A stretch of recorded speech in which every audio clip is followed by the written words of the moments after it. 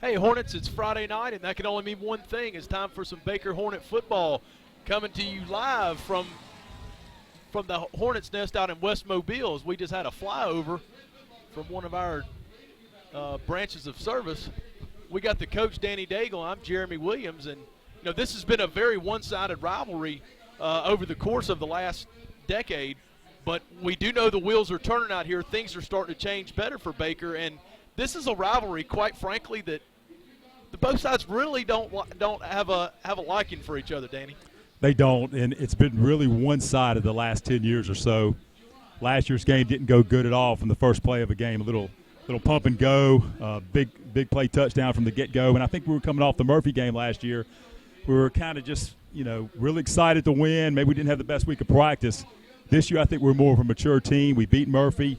Maybe came out, struggled a little bit against Theodore, but then got things straight. So let's hope we're mentally ready to play this game, because sometimes when you play teams that have dominated you over the last 10 years or so, it's hard to really have confidence in them. But if any team can kind of flip that switch and turn it around, it looks like it's this Baker squad. It looks like we've got more speed than we've had in a long time, and they could be possibly the best team in the last some odd years. Yeah, last year I made the statement that after the McGill game that we beat Murphy the week before, but Murphy beat us the next week because we had done something never been done in school history, and that having that success, we did not handle that well. But I think, this is a program now on the rise. This is a program that has gotten past some of that stuff, and now the expectations, the bar is set so much higher, and you just look at this Baker Hornet team.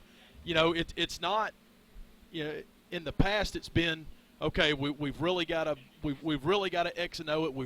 We've really got to, we're really pressed on things. We know we got to walk a tighter rope, and I'm not saying these guys don't think that way, but there was such a small margin for error. Now, I mean, the backfield we have is just unbelievable. And then you talk about Ricky Brown and of course starter Trey McMill, and then you got Burt back there. Then you got Holden Verdon outside in the slot. You got Bartson, Daniel Bartson. You got DJ LaFleur. I mean, there's just weapons all over the place, and you've got a very veteran offensive line that even though, like you said, they didn't get off to a good start last week against Theodore, made the adjustments and then came out in the second half, and I believe outscored Theodore something like 28-7 in the second half. Well, once Trey returned that kickoff, then all bets were off. Flipped the switch. 28 unanswered points. That was the play of the game.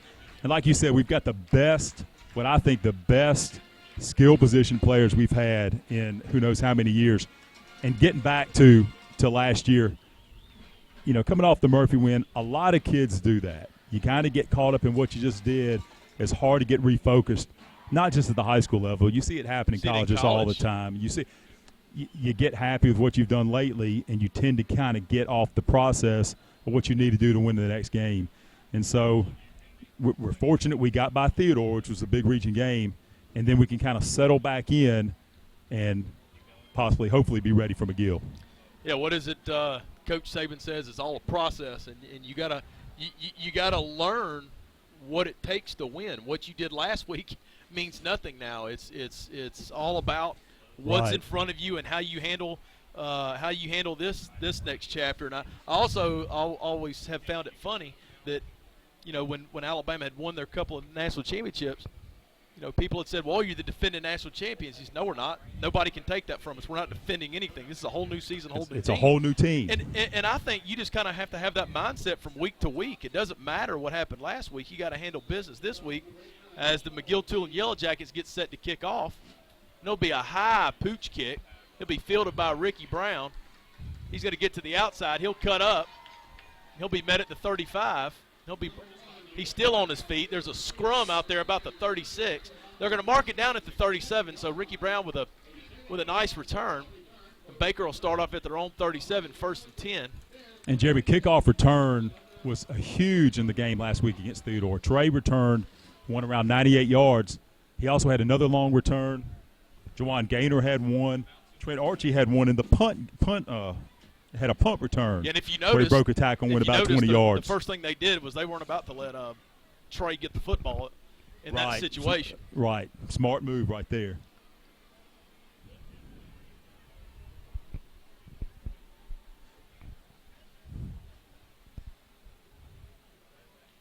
it'll be interesting to see what kind of formations Coach Thomas comes out in, just trying to get a feel for how McGill is going to line up based on what they've seen on film, how they might try to defend their particular packages. Okay, seems like we got an issue with the game balls. I believe our white hat tonight is Jimbo Perez.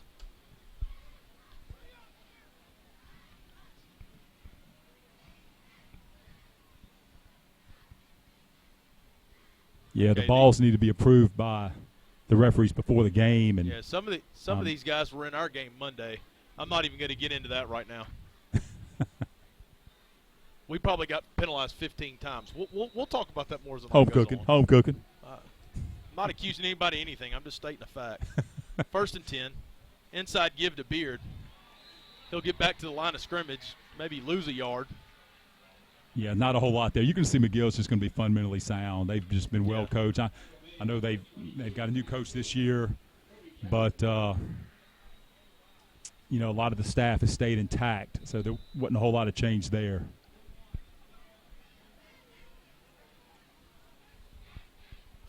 All right, so Baker will come to the line using a stack formation, a trip stack formation. McGill in an under front, 5-man front. Chappell's going to take the snap. They go outside zone, trying to cut back. Trey slips. And you're going to see McGill's, for them to have success, they've got to take away Baker's stretch play. That's one of their bread and butter plays. You can also call it like what you called it, Jeremy, the outside zone. They're just trying to get outside. They're going to read it, and they may, take it out there, but they might also cut it back up in there. This is really not where Baker wants to be. It's not really their strength, but they have the ability to convert this a lot more than they did last year.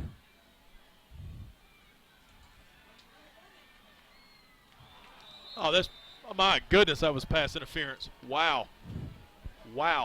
He had the receiver hooked, and he couldn't make a play on the ball because he was getting hooked. Yeah. Tried to run the comeback route there to believe was that Chris Lett. Yeah, obviously if it wasn't 3rd and 12 at the time, he could have possibly gained some yards, but the 12 yards would have been really tough. He would have just taken it. He had a little bit of green grass, but you had a McGill defender in the flats, and then obviously the one covering the comeback had to come off his receiver to make the tackle. Good high punt. Called for a fair catch, and it'll be made at the McGill 16. Dylan Crutcher on the punt. That's Jesse Cobb on the fair catch for the Yellow Jackets. They'll come out 1st and 10. Dylan's got a college leg. We say it every week. It's college leg, college arm. Doesn't matter. Yeah, he funny story about him. I was out on the track after school one day, and I asked him I sent one of my freshmen over to work with him punting, and I asked him, I said, man, did you talk any smack to my kid? And he said, no. He said, we're kickers. We don't talk smack. just a great one-liner. McGill coming out, showing jet motion. They're going to run the quarterback straight ahead. That's number 3, Paris Chambers. I tell you, this game was also getting a lot of publicity. I saw a newspaper today, and I saw Trent Archie's face on the at the top of the He's got newspaper with the McGill kid. Trent's just famous. He's probably signing papers all day. Going to go with the sprint option here. Chambers is going to keep, and he'll get out of bounds. He'll have a first down, Yellow Jackets. Yeah, he just did some weaving in there. The pitch man stayed out there. They kind of took him away, but the quarterback did the rest and did a nice job getting through the Hornet defense. This will be 1st and 10 Yellow Jackets at the Baker 26.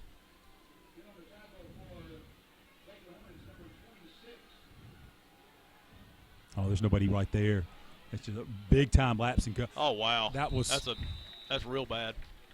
You had a hanger out there for it was Curtis for Baker, and he just came out in the flats, and number 6 for McGill kind of ran a little route. It looked like he was going to want to run a real route, but if he just sits down about 10 to 15 yards, and just sits there, there's going to be nobody with him. The quarterback went and tried to lead him up the sidelines. It's not what he needs to do. Just throw it to him when he's open. Go with the inside run. Good job right there by the Baker defense. That was number 26 on the stop for the Hornets. That was Marcus Thomas. So that'll bring up 3rd and long. 3rd and about 7 for the Yellow Jackets. McGill running their up-tempo no huddle. Yeah.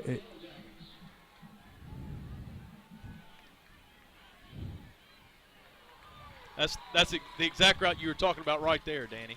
Just get out there and sit and find grass. Yeah. That pass was completed to number 22, DeAnthony Washington. Yeah, that was the outside guy who came in and ran a curl. They ran a guy into the flats out of a trips formation, another guy across the field. They just kind of crossed them. Baker bringing the pressure. Oh, there's a fumble. That's huge right there. Jacob Pearson recovers a fumble. That could have been a scoop and score right there. Christian Boston made the play. He timed the blitz just perfectly. Play. Timed it perfectly, hit the hole. Nice went job. For the quarterback. Nice call by Danny Smith. Outstanding. Creating pressure in the backfield.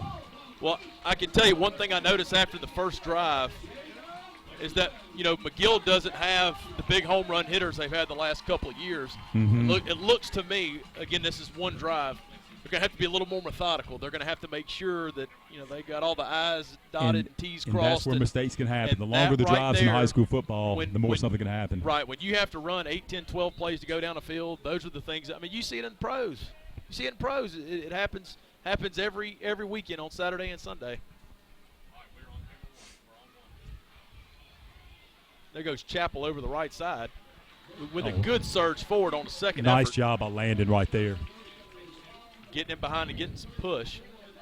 Right. Pick up a 4. So now you're on schedule. We talk about this every week. Staying on schedule, not getting behind the sticks. It's even more imperative for option-based offenses. But when you're constantly backed up in a bad down and distance, it's really hard to dial up plays. It's hard to get in a rhythm. And especially with this opportunity you having the ball starting around the 35-yard line, 33-yard line. You've got a short field. Don't mess it up. Just too much penetration. You're probably going to call holding, yeah, I'm and don't sure. tell me we've got a holding on top of that. I'm sure. If we were going to hold, how about hold the two guys who went into the backfield? No doubt. No doubt there's a holding. That makes me think that would have been a third. Well, and this is where you're hurt with the field position right here. Again, as I was saying, some of these same guys were in our crew Monday, and I'm just going to tell you this, and I don't mind saying this because I just don't. When they send your kids out of the game because their shirt's untucked, to me, that's somebody with an agenda. I don't know what that agenda is, but that is way over the top. Oh, nice. Swings it out to Trey out in the flat. There he goes. He can score. There he goes. Nice. Touchdown, Baker. So he can take his hanky, stick it in his pocket. There's no flags this time. Touchdown, Baker. Great call. Very nice. Very nice. Get it to the playmaker. Against Murphy had a 48-yard touchdown reception. Just hasn't had that space. Hasn't had that long run in the running game, but there you go. Get it to him in space with some grass. He had a receiver out there, ran a flat route, and he kind of took a defensive back with him a little bit, but the defensive back stopped, and Trey broke that tackle and scored. So the Hornets jump on top first. It's a good snap, good hold. The extra point is up, and it's good. That was number 93, Charlie Hager, on the extra point. To take advantage of the short field even after the holding penalty is pretty impressive. You've got to, if you're going to win games like this, you've got to be able to score in situations like that. It's hard to drive 80 yards. You get a big defensive turnover there. You got to take advantage of it, and they did. Yeah, and Monday, my freshman, we scored 34 points against McGill, but we only drove. Had one drive where we had to we were on our side of the field and had to cross midfield, and we got a big play out of it. So when you're constantly on the other team's side of the field, it changes play calling. You can be more aggressive. You can take more chances. It's like you've said before. We kind of went and drew up a play on the sideline, and said, "Here, we're going to tag this player right here. Throw it to this guy right here," and we score a touchdown. And my kids made me look like a genius because they execute the play. But it all goes back to something that you say, and I keep this in mind all the time. Think players, not plays. Yeah. Just get their ball in their hands. That's what Coach Thomas was doing. Get in Trey's hand. Get guys touches. And he believes that. Kickoff is fielded at the 20. Braxton Ackridge on the tackle. I mean, even to get back to it, Coach Thomas, if you're going to start for him, you're good enough to touch the ball. And even as he has guys in the rotation, he tries to get certain guys or a lot of guys touches to get them part of the game. And also the defense now has to honor that. They understand you're just not going to one guy. Oh, yeah. I mean, I agree with you. If they're good enough to be out there, man, let them get a touch. Let them get the ball. There's a high snap, juggled. Chris Williams, first man in. That snap threw everything off. Great start again for this drive for Baker. Excuse me, that was Chris Carter, not Chris Williams. Chris Carter. Well, I saw how you got Chris Williams' name in one of our JV baseball coaches. And well, you know, this Chris Carter. Nice job right there. This Chris Carter, he does more than just catch touchdowns. He obviously makes tackles in the backfield. Yeah. Oh, missed tackle. There's Curtis on the tackle at the 40. I thought you were going to say that tackle was made by Brandon Rice. Well, he stuck him like he's Rice. our head baseball coach. By the way, Coach Rice, I hope you're enjoying your evening. We know you're watching. We know you couldn't be here tonight. We know you love to be here. So, Coach Chris and Coach Rice, we miss you guys. 3rd and long. Pass is going to be incomplete. That was a sophomore right there. That was Malcolm Lee on the coverage. So that'll be 4th and 12 for the Jackets. They'll have to punt. I was looking downfield, and they go ahead. Two guys run about 10 or 12. One ran a dig, one ran outside, and I think he threw it to the wrong guy. The dig took off, and the quarterback hadn't released the ball yet. Trent's right there covering the dig, but then he lets him go. I'm thinking he had help across the middle. That's where the open receiver was, around the seam. Good snap, low line drive spiral. It's going to go over Trent's head. He's going to field it at the 5 on a bounce. He gets up to the 10. He'll return it almost to the 15. So what almost could have been disaster, Trent made a nice play there, corralling the ball. You know, typically you don't ever want to pick up the ball like that, but it took a nice care of high. He was kind of in a pickle. I think if he lets it go, I don't think it gets into the end zone. It wasn't like his heels were on the 10 like they teach you if he goes over your head. Right. Well, he kind of made a nice play on the run there, right. And just ad-libbed. And it was a low line spiral. I mean, it was a nice kick, good distance right there for the Jackets. So it'll be 1st and 10 Baker at their own 14.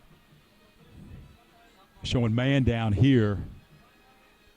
Yeah, they're going on Daniel Bartson. You got trips at the top. They're going man on Bartson.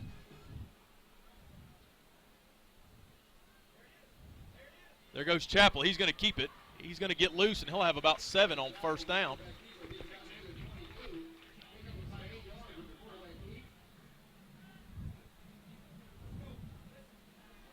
Again, nice positive play on 1st down. That'll set Baker up with a 2nd and 3. But I still don't think this is one of those areas you got to pick up at least 1 1st down before you really start getting after it, because you're still kind of backed up. I mean, we're only at the 21. McGill showing that underfront. They're going 5 down. The underfront, they've got the defensive end and an outside shade technique on the tackle. The defensive end on the weak side's in a 3 technique. The strong side defensive tackle's in a 1 technique. Wow. There goes Trey with a great cut. He's gone. Nobody's catching Trey McMillan. 14-0 Baker. I don't see any flags. Nobody's getting that man. Touchdown, Baker. Did you see what Burt did? Burt handed the ball off and went out there, became a lead blocker. A fullback for a quarterback. 13-0 Baker, extra point pending. And as soon as I said he hasn't gotten off on that big running play yet, there you go right there.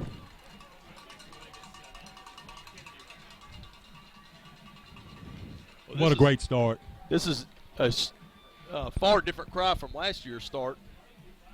Yeah, first offensive play of the game. Yeah, first offensive play of the game. They just ran the old pump and go. They faked it. They got in the. I'll never forget it. They got in the trips bunch. They faked the screen. They faked the little screen and then threw the deep route over the top, and it was 7-0 before anybody even knew what happened. But here, Baker using a blitzkrieg of their own, and now there's a penalty against Baker. It's going to be assessed on the kickoff. Yeah, after the play. My goodness. Okay, that's 2.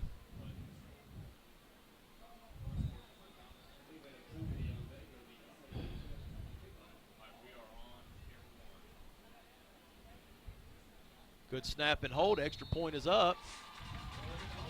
Hager knocks that one through. Charlie, don't call me Sammy Hager. The Red Rocker. Van Hagar. I wonder if he can fly 55. You never know. You never know. You never know. All right, so 14-0 Baker. The Hornets' nest is rocking.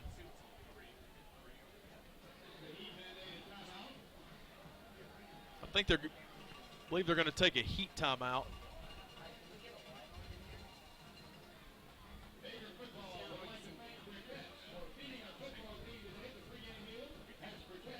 Okay, while we got a heat timeout, we'll go ahead and take a break. We'll be right back with the Hornets leading the Yellow Jackets 14-0.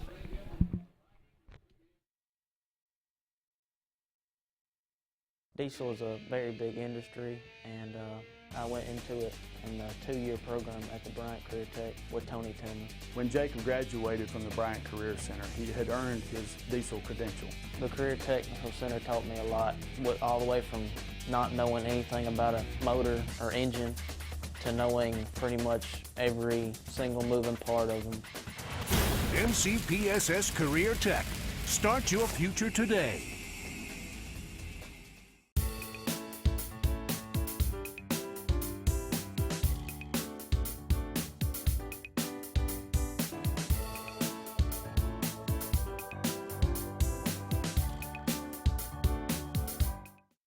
The quality of education that I received from the Mobile County Public School System really prepared me for global success. Being an international opera singer, I get to travel all across the world. And one of the most important aspects about that is being able to communicate and work with people. And the Mobile County Public. All right, we're back on the Baker Internet TV Network. Hornets 14, Yellow Jackets 0. And Baker employing their own sort of blitzkrieg this year, coming out, striking first, striking hard. I mean, I really believe that maybe the sensei from the Cobra Kai's down there, strike first, strike hard, no mercy, sir. There's a kickoff. It's going to be a high pooch. It's going to go out of bounds. Braxton Ackridge kicks it out of bounds. Wow. That's going to. I think it's going to get the ball right here at the 45, right? At the 35, I believe. And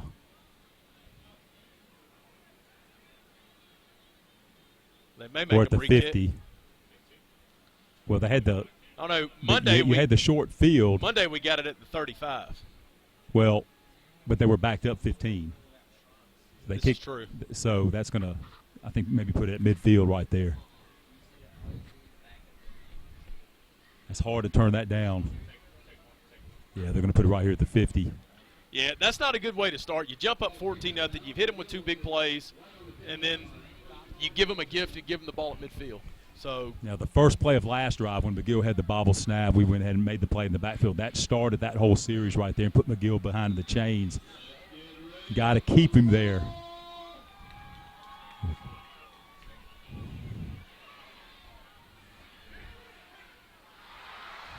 and then there's a catch made. Okay.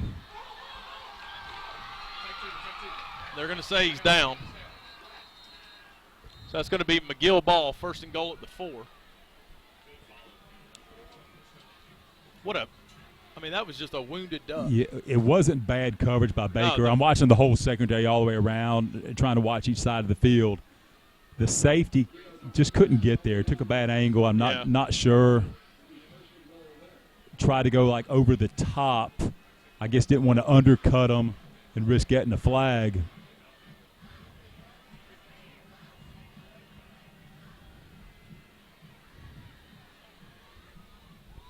Tackle's going to be made at the 1. Make him run another play. Yeah, just make them run another one. And You just never see what do happens. know. You never know. Might fumble the snap. But again, all this is set up with the good field position. Right. Mm-hmm. And you get the ball there, you can take a shot. You know, if you're backed Be up more at your own, aggressive. you back up at your own 15 or 20, you're not taking that shot. They go back inside. I believe that's going to be a touchdown McGill, and it is.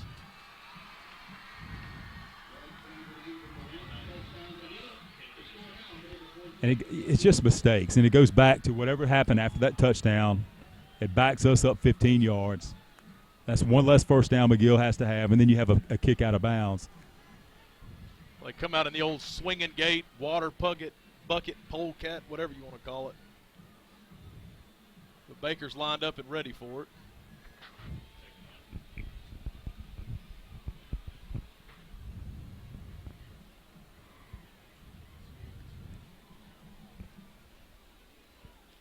Good snap, good hold. Kick is up, and it's good. So McGill cuts the Baker lead in half, 14-7. Still 4:55 to go in the first quarter, and this could be shaping up to be a track meet.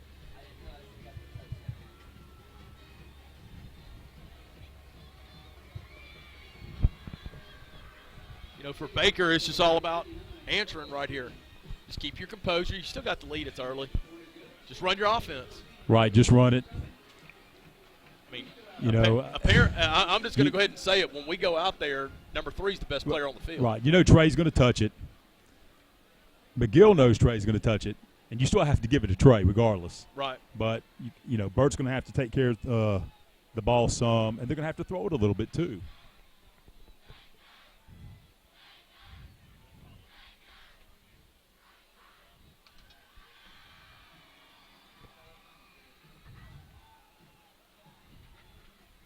Now look at Baker right now, how they're hiding Trey. This is great.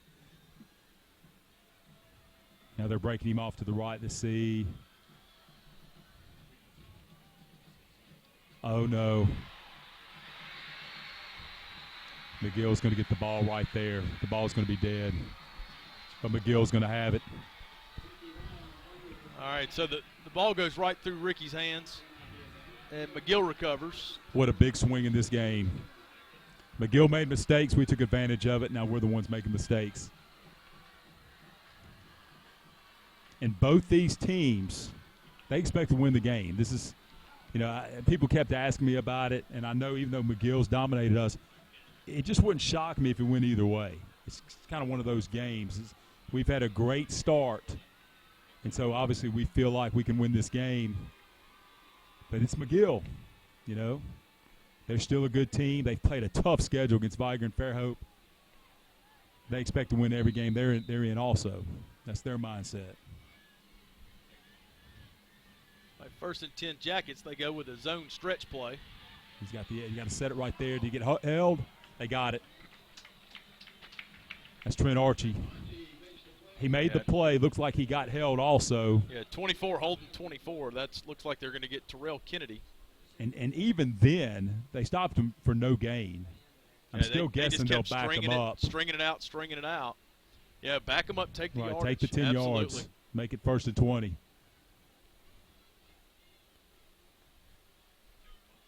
We get the signal. It is a hold.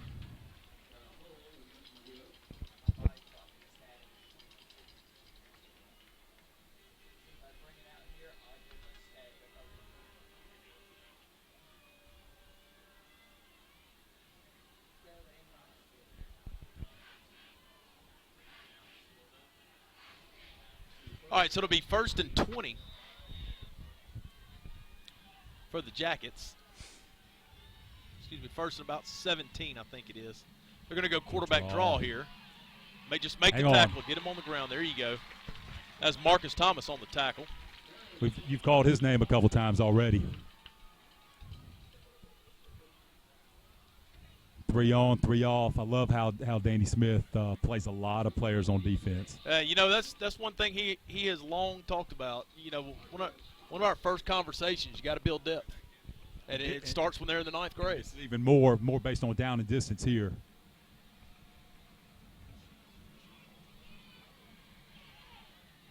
The throw is high, way off the mark. So that'll set McGill up in a 3rd and long. Yeah, Davison had Baker had about 5 guys drop back in the zone, back where linebackers were, but he's got mostly defensive backs in there because of the situation. Did a nice job dropping in the zone, identifying a man crossing their zone, and then jumping him almost like man within the zone. Screen. They're going to set up a screen. Get off the tackle. Get off the block. There's a good job right there by the Baker defense. Yeah. That was That was number 3. That was Bobby Flott. I believe that was Bobby Flott forcing the action out of bounds.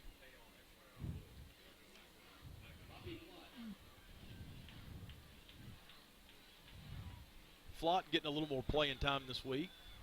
McGill lines up like they're going to go for it on fourth and about 16. I wouldn't be I wonder shocked if number 3 can punt. if they quick kicked here. Yeah. I also wouldn't be shocked if they went for it and threw some kind of a seam route right here. There it is. There's your quick kick. And it goes into the end zone. So Baker gets a big stop after the error on special teams. Right, now we basically get to start fresh. So almost Right. erase exactly what Yeah, it's happened. like nothing we ever get the ball happened. back like we were supposed to. We get the ball right back. 3:47 to go in the first quarter. I don't know what it is about playing McGill. These games seem to take forever. I know Monday's game was almost 2 hours.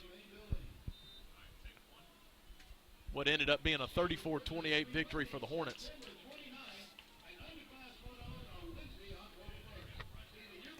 All right, so Burt Chappell's going to lead his offense onto the field. Got a twin set to the top. Two backs in the backfield. They go inside to Beard. He'll get a yard.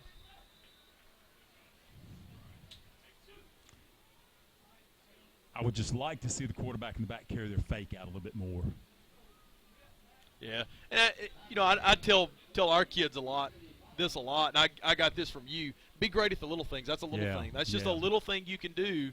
You know, Brett Favre always said that was one of the things he took pride in doing. While he was always making all these fakes and these jump fakes and crazy. It looks crazy, but and then all of a sudden, boom, he does it one time and he's got the football, and he hits Donald Driver on a slant for a touchdown. So, yeah, you can't argue with success. That throw is going to be tipped, batted down. Yeah, hold inverted. I think was trying to run a slant right there, and Burt didn't really have a passing lane, couldn't get it through. Baker's backed up. Yeah, you got a 3rd and 9 situation here. You're going to have 2 deep safeties here. Yeah, I think McGill will probably be of the mindset come up and tackle here. Probably not going to want to take many chances. They throw the screen. There goes Lett. Back in there. He's up to the 30. And he'll have the first down. He got it. Yeah, right. He easily got it. Nice. That's a good. I was thinking screen. I mean, there's a number of different screens they run in this offense. Was that Joseph Pitts that came out? Was that the left tackle Pitts came out and got the corner? That's Tyler Pitts. He's the left tackle. Right. I would also like to say he won a 21-foot contender this summer in a fishing tournament. That's awesome. Yeah, I think you. I still haven't gotten an invite. You said that last week, I think. Yeah, I still haven't gotten an invite.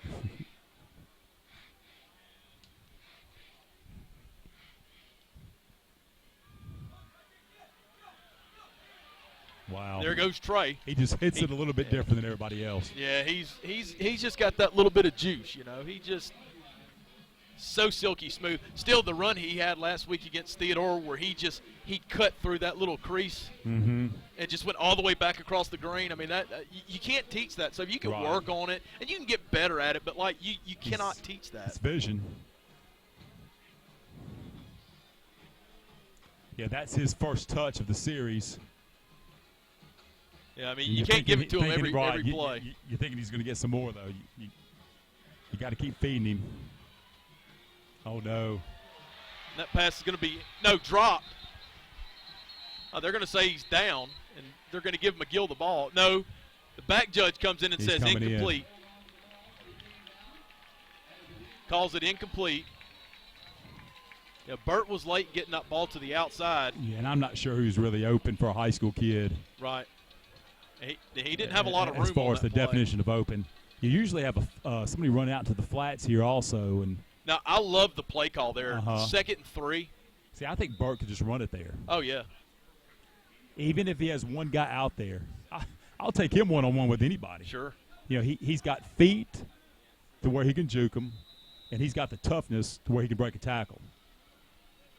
All right, so Baker's going to take a timeout. And we'll go ahead and take a timeout. We'll be right back on the Baker Internet TV Network. Nonviolence will start with me. Nonviolence will start with me. All across the Mobile County public school system, students are taking the pledge. I pledge to accept the responsibility of my actions. To solve problems peacefully. Respect myself and others. The 100 Days of Nonviolence Pledge.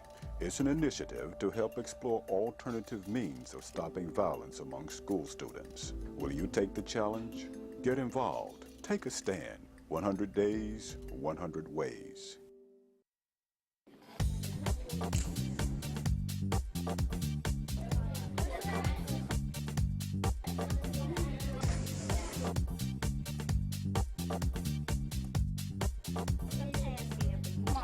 Smartboard, that's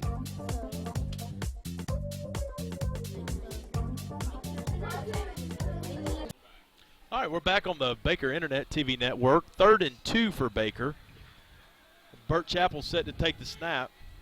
Big third down conversion here to keep this drive alive, to kind of get the momentum back. Even though we've got the lead, McGill has a little bit of momentum on their side. Chappell set. He's going to keep it himself. He goes over the right side. He'll have the first down easily. First down, Baker. He gets it by about a full 2 yards, so that'll move the sticks. Good play. Burt going north and south is a good thing. Absolutely. And you know, here's the thing. Trey gets so much attention because of the breakaway speed. But I'm going to tell you this, 5 with the football in his hand ain't a bad decision either. It's not. He's got really good feet. I've seen him put moves. He put one on somebody in the Williamson game that I still rave about.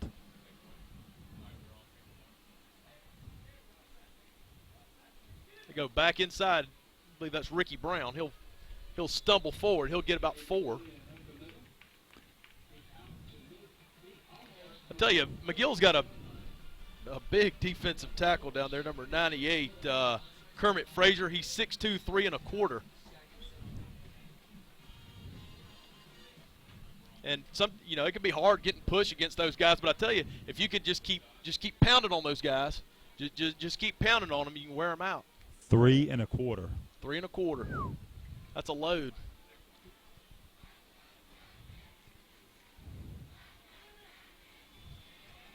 Chappell keeps it himself. And he'll get back to the line of scrimmage and nothing more. So that'll set up a 3rd and 7. That just didn't seem right, though. Ricky, something looked off Ricky went there. in front of him, and then Burt pulls it, and I thought went back in front of Ricky, where Ricky kind of turned around like he was going to get the football. Okay, I believe Baker will let the quarter run out here, get an extra time out here to talk about it on this 3rd and 7. Remember, Theodore ran into that last week, didn't do it. Right. So Baker's going to let the first quarter expire with the football, facing a 3rd and 7, leading 14-7. And we'll take a quick break. We'll be right back on the Baker Internet TV network. It started with me at Murphy High School when I came here as a freshman in 1973. I was very interested in math and science already before I came to Murphy. From Murphy High School, I was appointed to the U.S. Naval Academy, was able to get my college degree and also my commission in the U.S. Navy from the Naval Academy. But it truly was the foundation that I gained here at Murphy High School that allowed me to take advantage of that great opportunity.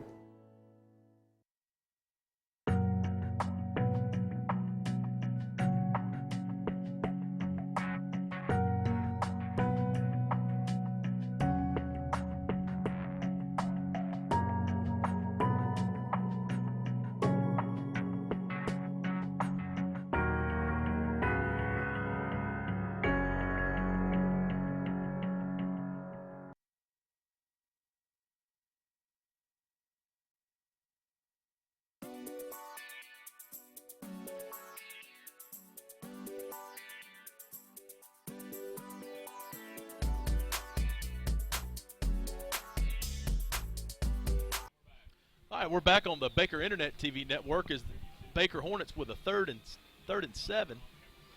Chappell's going to take the snap.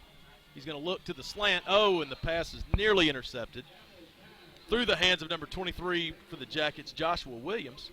We have a special guest now joining us in the booth, the reigning Coach of the Year for the Mobile area, Coach Jeb Blackerby. Coach, how you doing tonight? I'm good, Jeremy. Thank you, guys, for having me. Jeremy, Justin, Daigle, let me take your seat for a few minutes. Anything for you? Anything for we can do for the Coach K of the Southeast? This Baker's going to get set to punt here.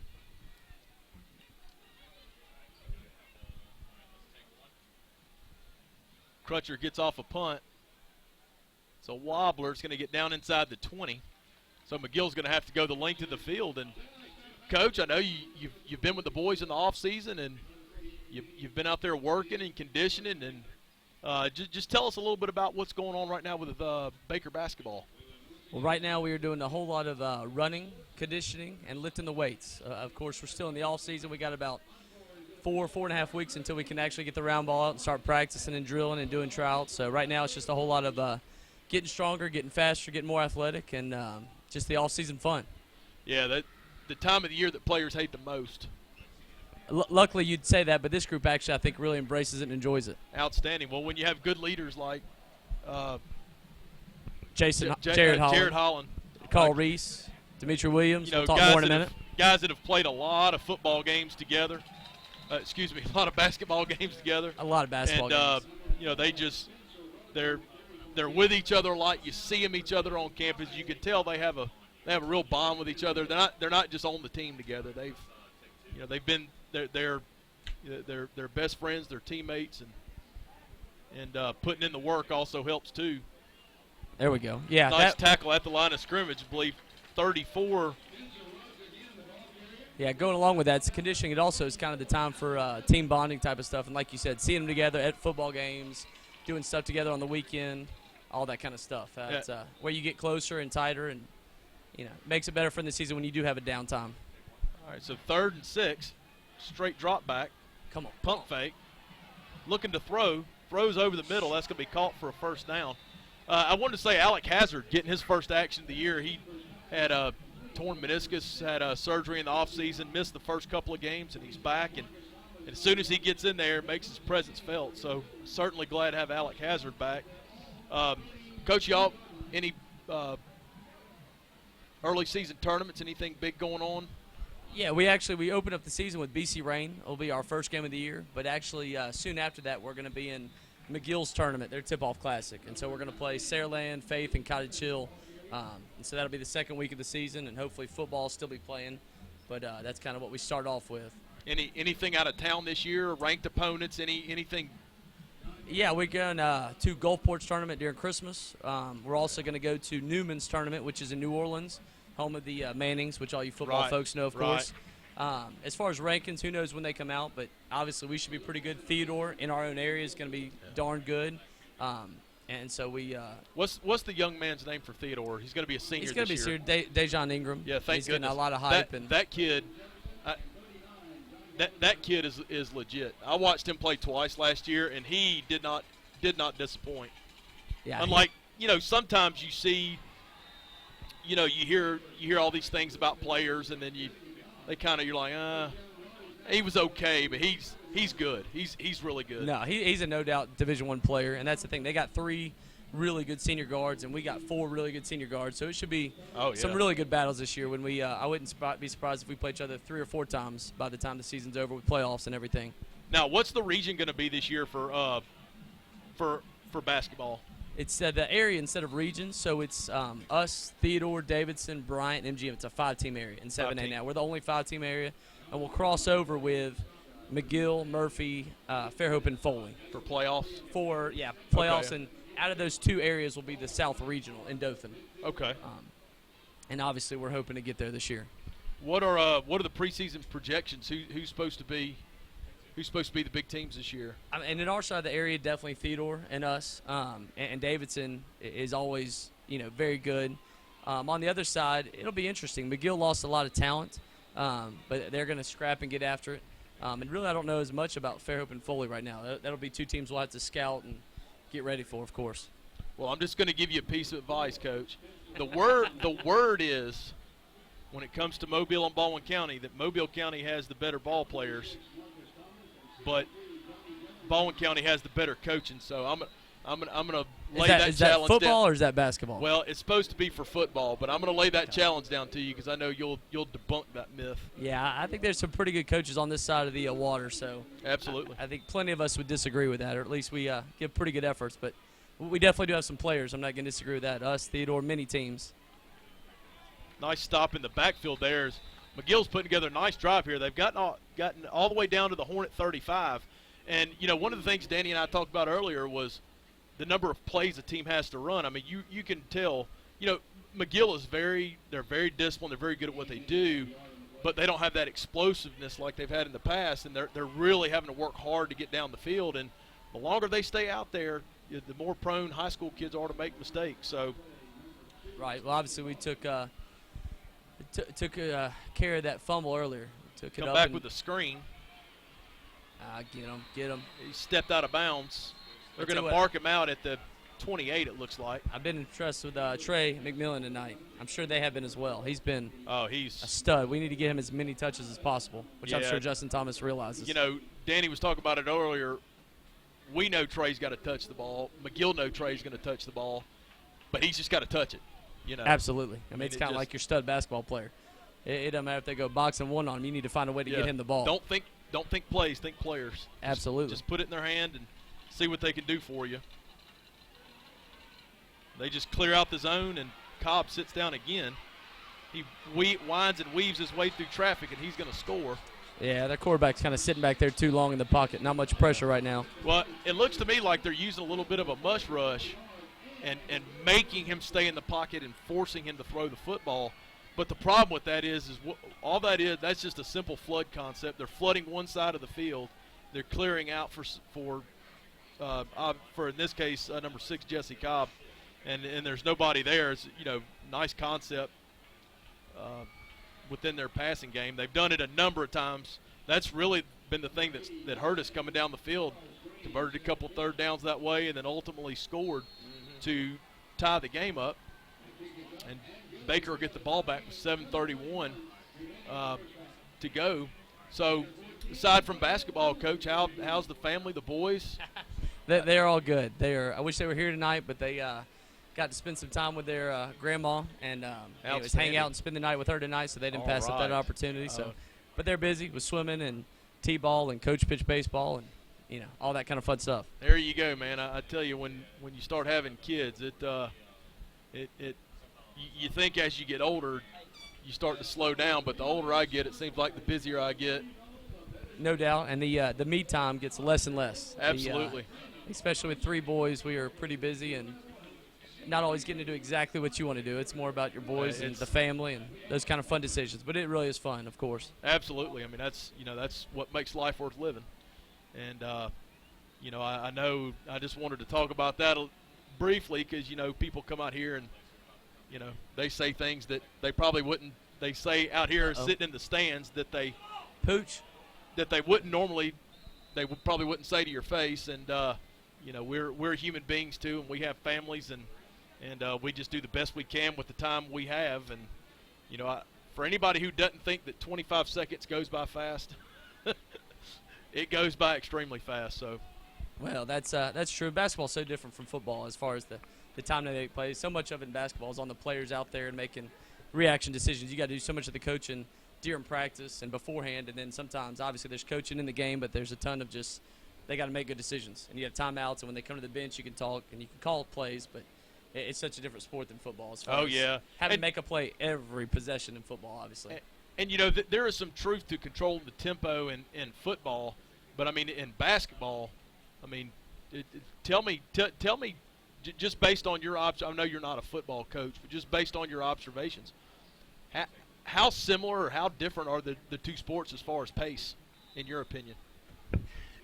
I mean, I guess that seeing more and more, with the obviously Auburn and Coach Thomas, different people doing the speed offense where you're just a whole lot faster. That's all about like basketball in the terms of a team that wants to press and a team that really wants to speed. Usually, the more athletic team does that, of course. Ricky's going to take it at the 20. He's going to come up the sideline. He gets outside. He's going to be knocked out of bounds up near midfield. So, again, McGill got the ball at the 50. When they scored their first touchdown, they hit the big play. So, again, play call and everything changes when you're this part of the field. But yeah, and on the other side, if you wanted to slow it down and have a big running game in football, that's similar to basketball. A team that really pulls it out, doesn't fast break, doesn't press, sits back in a sag man or sag zone. But there's obviously plenty of differences in that you have just players that just play offense, just play defense in football. Basketball, you got to play both. You got those kids who can shoot. You still got to guard somebody. Still got to play D. Yeah, I would imagine it's hard to convince kids to play defense. Just like with us, it's hard to get kids to go into gaps and not run to try to chase the football. Right, to be disciplined and basketball, it really does. If you want to win, you got to play defense because there's going to be kids on both teams that can shoot and score. But that usually comes out at the end. The team that really wants to guard and wants to defend and wants to buy in like that is the team that wins.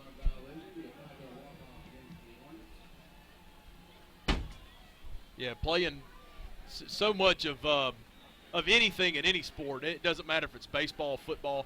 Doing the little things, like in football, tackling is a big thing in football.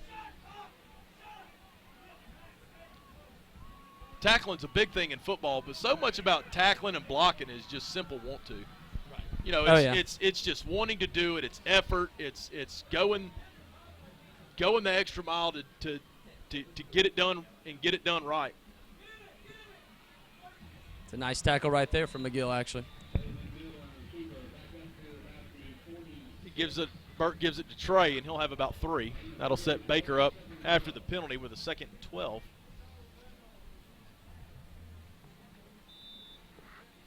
And what do you find is the hardest thing to teach your kids? I mean, I know different team every year. A team takes on its own identity, but just in general terms, consistently year to year. Honestly, it's not exactly an X and O like you talk about with players. It's about buying into a team concept, and just in society today, it's all about me, and everybody saying, "Look out for yourself, look out for number one," and even parents. Obviously, you and I both have kids now, and it's easy to focus on them, and I understand that side of my players' parents now more and more as my kids get older and you watch them play, whether it's swimming, basketball, baseball, football here, you probably think they're a little bit better than what they are. And, of course, they're hearing that at home. And you as a coach don't have to bring them down, but you got to just get them to realize as a coach you're doing the best thing for all of your players, not just one, but for all 12 or, in this case, 80. You got to do what's best for all of them. So, therefore, you need each kid to kind of buy into it's not about me. I mean, I get 20 shots a game. Or, in this case, you have a receiver who knows I may only get one pass tonight. I got to block the rest of the night. It's a team concept, and I think that's the hardest thing. So the Hornets are going to take a timeout as the play clock was going to get them. So it's 14-14, 5:56 to go, and just want to tell Coach Blackerby thanks for coming by and spending some time with us and just letting us know what's going on with the Hornet basketball program. And I know unfortunately I'll be working clocks. Now I say unfortunately, I love coming and watching basketball, but I don't like working. I like to come and be a spectator. It's much better just to watch instead of working, no doubt. It's much better to just watch than to work. And my daughter, she absolutely loves coming to basketball games, and I bring her to a couple every year. Well, we'll love to have Madison out there. We'll have to get her one of these nice new hooligan shirts here I'm wearing, sporting right here. They came in today. We'll get them passed out next week to the hooligans. We'll have tryouts starting off on October 13th. And the first game is on my birthday, November 4th, at BC Rain on the road. But nice. You be 29? Yeah, 29. Awesome, I won't be 30 yet at all. That's awesome. It's just a few years past that. But all right. So, yeah, our first home game, I think, is Murphy after the McGill tournament. So we're looking forward to it. As I said, we got a great group, and appreciate you having me up here. Appreciate Daigle stepping out of the seat for a few minutes. Oh, absolutely, man. Thanks for coming by. All right, so we coming out of that timeout. 14-14, 5:56 to go. Third and 14 for the Hornets. After Chapel tried to scramble and was tackled for a loss on the play. Baker will come out and trips. Chapel ready for the snap. He takes it straight back. Oh, there's a flag on the play. Looks like we're going to get some pass interference, maybe.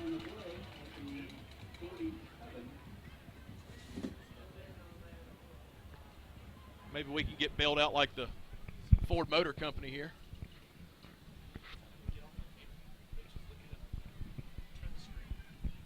They're going to call a hold on McGill.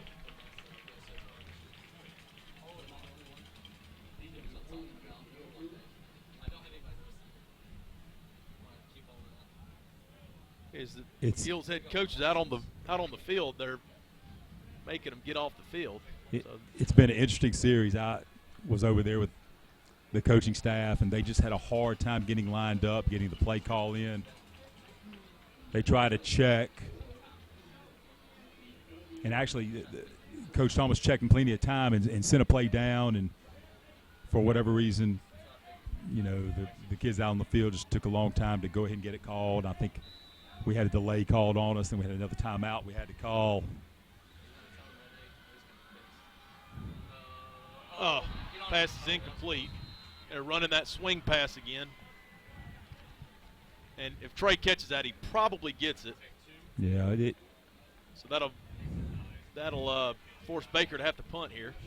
Wasn't the easiest catch to make. It was probably about knee-high in front of him. You wanted it up a little bit more, and you do want to lead him upfield.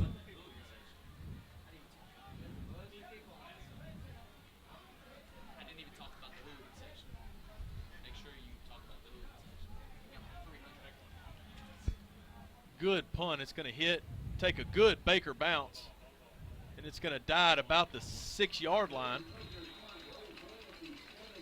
But even talking to Coach Thomas there, he told me that McGill came out. When they came out, they've come out in a lot of different stuff that they never saw on film. So they've had to kind of adjust on the fly as far as their game plan right now. And, he's talking to players, he's talking to coaches, and trying to scheme it up a little bit differently than what they had prepared for. And we talked about that earlier. You have to do it in freshman all the time. Right. If you can't coach throughout the game as far as adjustments are made, then you're not going to stay in this game very long. Right. They're gonna make adjustments, and they're gonna get their plays, and you got to be ready to have some kind of counter to it. Go with the inside run. Be a pickup about 4.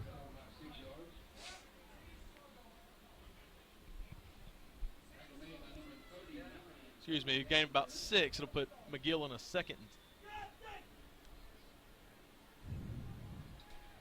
Put McGill in a 2nd and 4. Go back on the ground. That'll set the Yellow Jackets up with a third and about 2.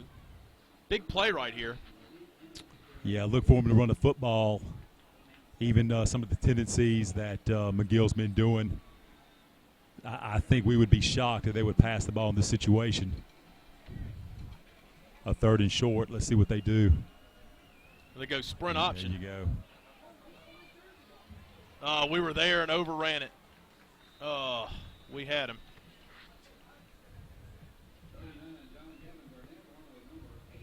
Gavin Burnett brought him down. Linebacker on the play for the Hornets. But it'll be 1st and 10. Going to move the chains. For the Jackets.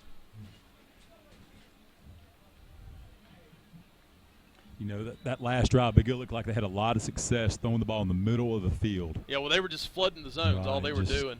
They were flooding the zone and clearing out. Mm. And when they would flood it and clear it out, and they were just nobody there.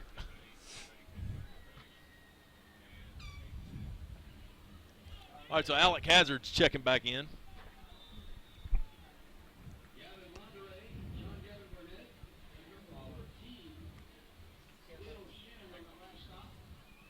Be 2nd and a yard. Go with a run. Be a 1st down Jackets.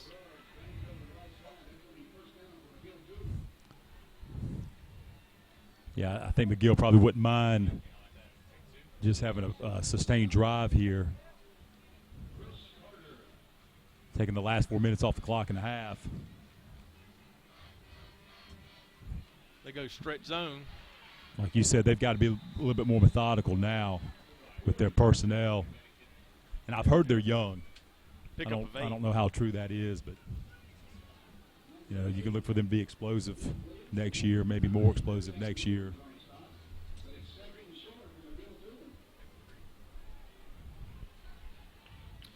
All right, 2nd and 2 for the Jackets. They'll go back at the quarterback keeper this time. 1st down as he crosses midfield. Nice run right there for Paris Chambers.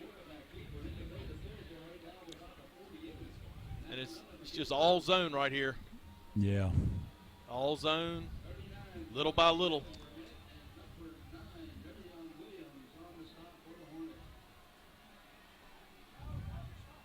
They go right back to it. There's a Looks hole. like Hazard My got goodness, held. Hazard got tackled.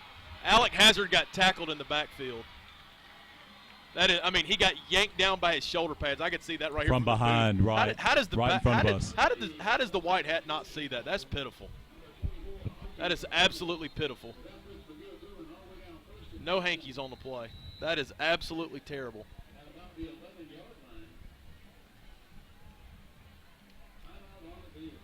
So Baker's going to take a timeout. We'll go ahead and take a timeout and be right back on the Baker Internet TV Network.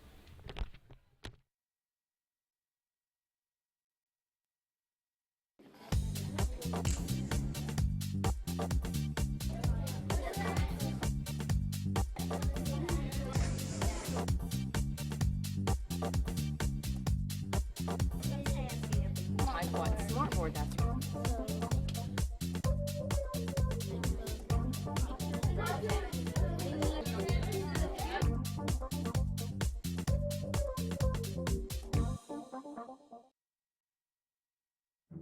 So, Nicholas, how was your day at school today? It was great. We had fun in class today.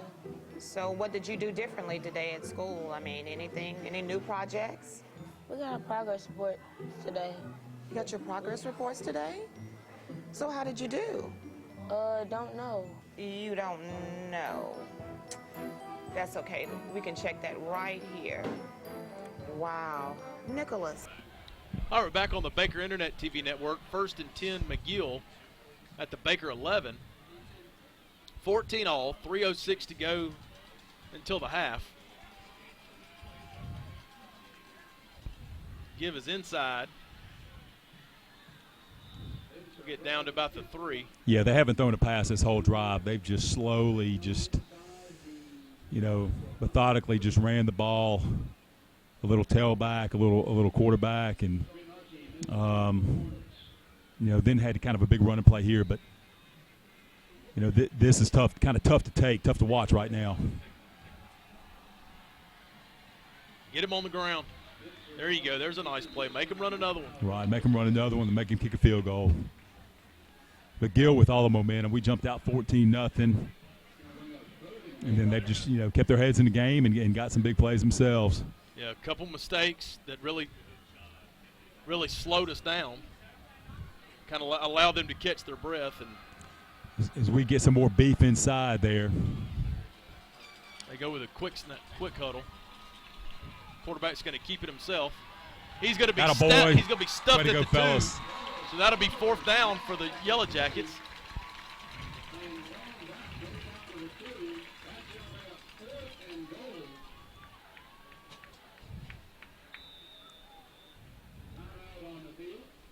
There's a timeout as we have an injured Hornet.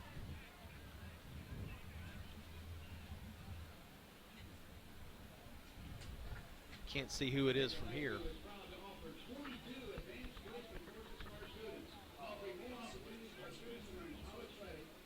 But just to kind of piggyback what you were saying, Danny, we jumped out to the fast start. McGill regrouped and has really kind of weathered the storm and has really kind of gotten the momentum back in the game. Now, this right here, this one play right here could go a long way in this football game. It's going to be 4th and goal. Ball is going to be at the 2. And if you're McGill, based on what you've seen so far, what do you think you might be looking for here? Well, obviously a touchdown, but right. It seems like in every short yardage play they've ran the football. Now, I don't know if they have a designed, let's say, 2-point conversion. I know this is not a 2-point conversion, but as far as the down and distance, that where they might throw the ball out of it. Because if a lot of teams will have that play for that situation, if they want to use a certain 2-point conversion, win a game, tie a game, this is where you could use it. Because this is going to be a big play right here, down to 4th down. Maybe you don't use it on 1st or 2nd, but so it's going to be interesting. They may just go with what they feel like they can scheme up in a certain, against a certain defense. They've ran the ball on all short yardage plays, but this one's a little bit different. We're going to be in a different type of goal line defense, so we're going to have more beef in there. Did they catch us off guard on the other goal line play, or the other short yardage plays? So it's just going to be kind of interesting to see what we put out there. We'll probably have close to the same defense we did the last play. where we brought in Christopher Carter and Baker and some of the other guys. Well, it's like McGill's going to come out in a split backfield, slot receivers to their right, our left. I wonder if they do that crossing action. Sometimes it just takes a long time to develop, but they did it down here towards the goal line on their first touchdown. Yeah, they did it on the first time. The second time, I believe that was a straight give the second time.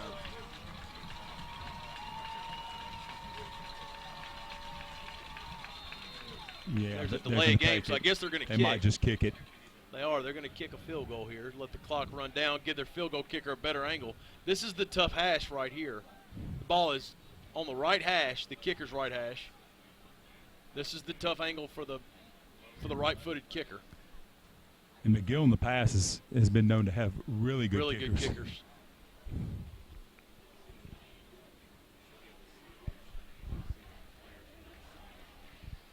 Just saw Coach French talking to White Hat Jimbo Perez. I wouldn't be shocked here. He declined the penalty. Baker's going to decline it. Keep that angle tough. Or as tough as you can. Okay, now McGill's going to take a timeout. I bet they're going to go for it now. Now that yeah, I think.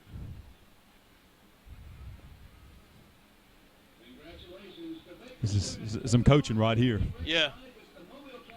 You know, decisions to be made. This right here can really influence the ball game, like you talked about earlier. Absolutely. I mean, this is big right here. And McGill gets the ball to start the second half. Mm-hmm.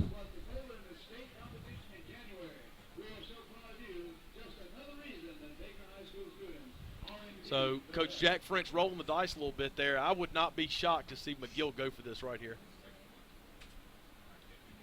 Seeing as how Baker declined the penalty.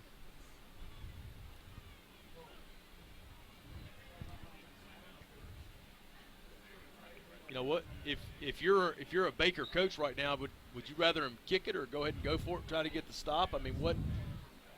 You know, let's. That's tough. I mean. Yeah. I mean, you got a chance to make a huge I don't want to give up a touchdown. Around, I don't want to give up a touchdown. You'd much rather give up the 3 than the 7. Right. Especially since they just drove the length. And you're of the kind of field assuming the 3. And a touchdown right here before the half would just do a lot of damage to your psyche. Right. Conversely, if McGill is going to go for it, they're going to bring 3s. Yeah, I see 3 walking away. Okay. But I like what they did there. You see how they huddled? Mm-hmm. They brought the offense over. They got the skill players in the huddle. Not really sure if you're going to go for it, if you're going to kick. And then they went ahead and. Right. They know we're watching personnel. Yeah.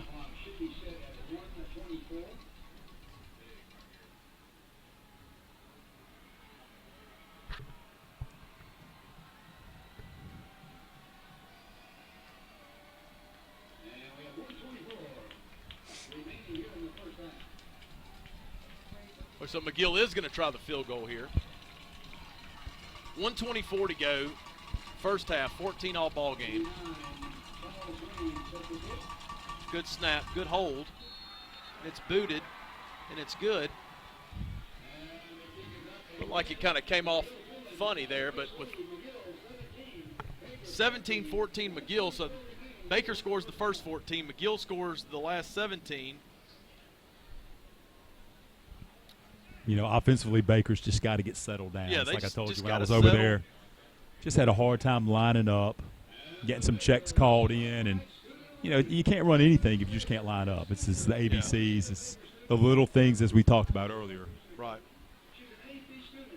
You know, they're reacting. I think McGill showed 5 in a box on one play. So they went ahead and tried to check, just couldn't get the play in. And, you know, it's so many times it's just a matter of numbers. You just count the guys in the box. You know, and it's real simple. I mean, anytime you get in those empty kind of sets like that, I mean, or it doesn't even have to be an empty set. You could be looking for a certain matchup, a certain look, and you can call a run play and then tag a replay with it. And we do that a lot. And we do that a lot on certain, without getting into details. We may have different options on just one call. I mean, even with my freshmen, we'll call a play and we'll have 2, 3, sometimes 4 automatics into a play, depending on the look we get. And and we don't change anything. We just keep everything as is. So that way, we just get good at running our stuff. Of course, we also have the benefit of not being scouted either. I think if you're being scouted, I think Nick Saban said you got to self-evaluate. You always have to self-evaluate. Try to break your own tendencies. Who's deep for us? I can't see.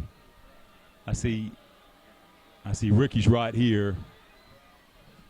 Okay, here's Ricky.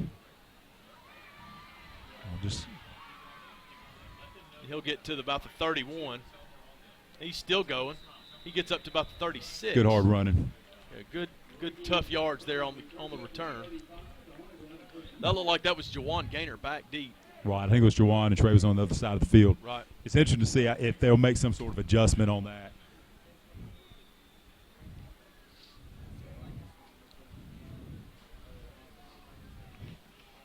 Interesting here, minute 10. But I believe Baker has one timeout left. It's almost like you just probably try it. McGill's in the under front, 5-man front.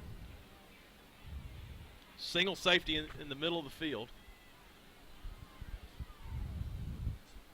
They're going to go to Trey.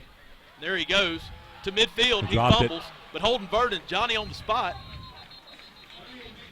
And So now you can run your no-huddle offense. You run anything you want to here. Holden was part of this trips bunch right here. Just running across the field, just hustling. Just stay in the play, just hustle, look for something to do, and maybe save this team right there.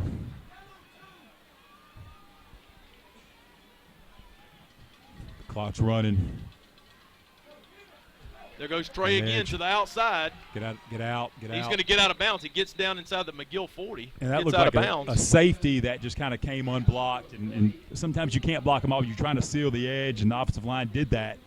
And this safety just came from the middle of the field, just came through everybody. You're doing a real good job with that trips bunch formation, just getting the numbers right there at the point of attack. Mm-hmm. And you got to believe, hey, 3 in the open field, I like them against anybody. Exactly. Oh, exactly. So if you get in a situation like you're talking about, you can't block the safety, you got to trust 3's going to win for you. Right. He's got to beat somebody. Our wideout down here, I don't know if it was Marquise, was making his block.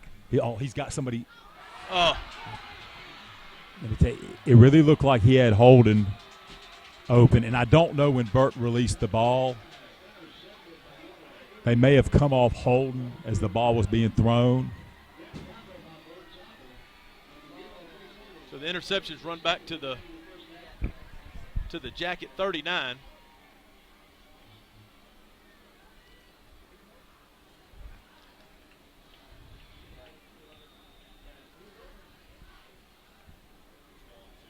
The Hornets let an opportunity to score go right before halftime. So the Jackets will come back out. 36 seconds to go.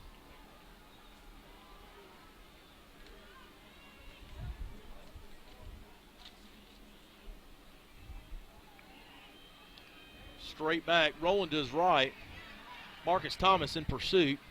The catch is made. Down to the 35.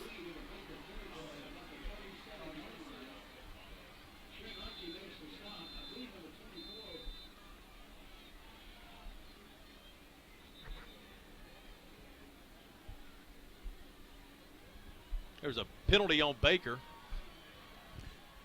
McGill comes down, even gets a field goal. I mean, it's just got to be so tough right now.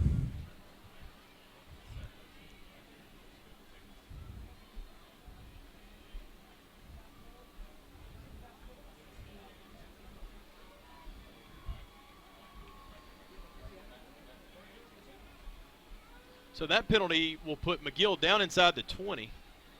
My goodness. Never fail. It absolutely never fails. I kid you not, we had about 15 penalties in our freshman game Monday. I mean, I'm just stating an obvious fact. So the clock is running. McGill goes to the run. That's going to be a touchdown. And then just like that, McGill scores with the aid of a penalty.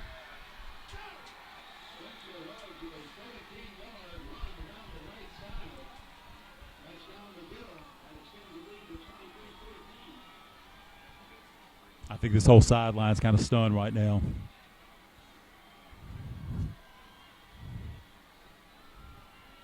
You know, we haven't stopped their running game all quarter.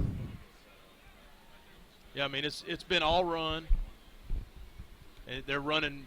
I mean they're just running the zone, getting in two backs and running zone.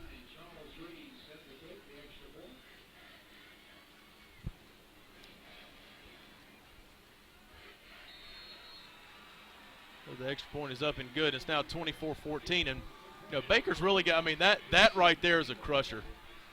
You got a chance to go down and score. Throw a terrible pass that gets intercepted. You get a breakdown in coverage, a penalty, and then McGill scores again. It just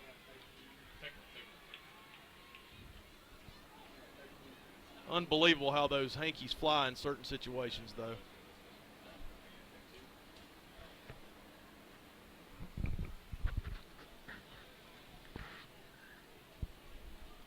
It's 24-14, 13 seconds to go until the half, and Baker just needs to get to the locker room and regroup. McGill gets the ball to start the second half.